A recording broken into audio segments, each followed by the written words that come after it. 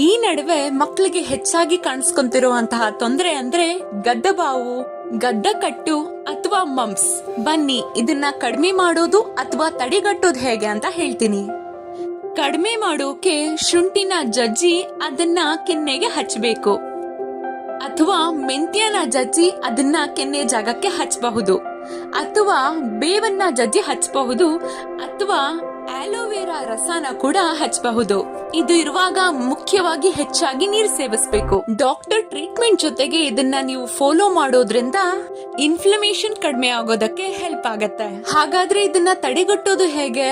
ಇದು viral infection ಆದ್ರಿಂದ ಕೆಮ್ಮುವಾಗ ಸೀನ್ವಾಗ ಅಡ್ಡ ಇಟ್ಕೊಂಡು ಎಚ್ಚರ ವಹಿಸಬೇಕು.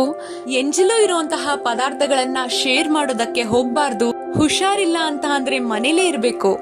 ನಿಮ್ಮ ಕೈಗಳನ್ನ ಮತ್ತೆ ಮನೇನ ಶುದ್ಧವಾಗಿ ಇಟ್ಕೊಬೇಕು, ನೀಟಾಗಿ ನೀರಿಂದ ಕ್ಲೀನ್ ಮಾಡ್ಕೊಂಡು.